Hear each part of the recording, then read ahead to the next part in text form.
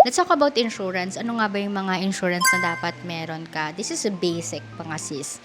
Dapat meron ka talagang insurance, especially if you have a family or kahit individual lang. So, let's talk about mga insurances na mai-recommend ko sa inyo. Hi sis, this is Trixie and I love to talk about personal finance, travel, and practical tips to make our life easier. Okay, so number one insurance is kung may family ka, like kunyari may anak ka, I would highly recommend that you get a life insurance.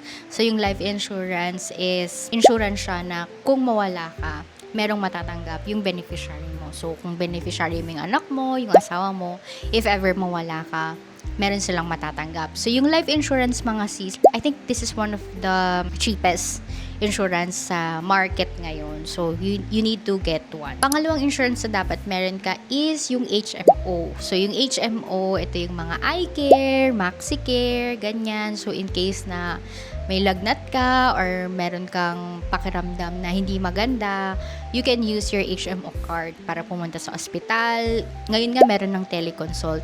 So, share ko sa inyo yung ginawa kong teleconsult for my PCOS sa OB-GYN.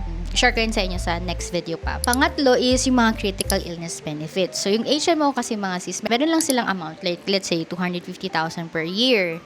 Ganon. So, maganda din na meron kang critical illness benefits like, kunyari, magkaroon ka ng cancer, ma-heart attack ka, ma-stroke ka, ganyan.